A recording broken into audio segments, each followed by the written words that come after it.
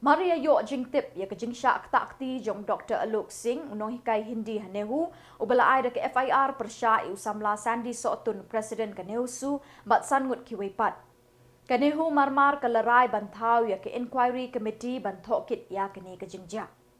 Ya kene ko khubor laithu paiba do Dr. Davidson Pingrop Public Relations Officer PRO jong kene ke skul ba.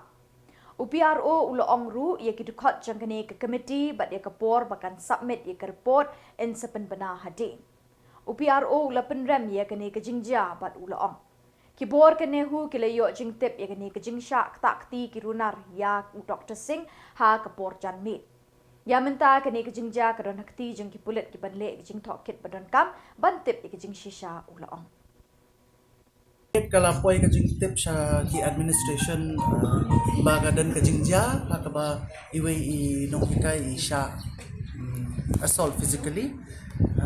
te katkum kajing ong jong tau nong hikai ong ba de ki khna rengim tip satya ba dei manu te hakane ka pot ki tu khna professor nong hikai jong ka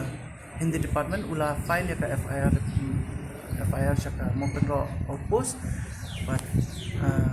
ki pulit kidang ya wat ya ka daw balay ka jakum ka jinja ka campus jong ka university mangina kalyang kanihu but ka administration ngim kwa ba kum kini ki jinja kanja ka campus jong ka university ka jaka ule puti te ngikwa ba kinong hikai but kumjo ki khna kindan haka safety security but ni kermen makum kini ki jingja kinum jashu ha kani university ha apo campus of the university but ka university ru menta kadang form ya ka committee ban pet ban wat ka daw ka baja kum ta jingja te nginda form ya ka committee kan sa wat ka daw but menta ngimla ban kamen manu bakla ne ka jingja manu ba le manu ba khamle ngimla ban ong tikna ya ka ya ki nong le mo kat kumba ong tai nong hikai mata kani ka por nisu kwa ban ong phi ki pai ba ka nehu kade ka jaka ban kule but ka university ka condemn yakum kita ki jingle ne jingye show ka hakaba physical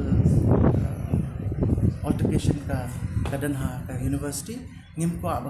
bakandan kum gini ki jingja tingi kermen maka pulit kan kan yo ya ka solution ya kan yo man wat ya ka daw ka jingja ka physical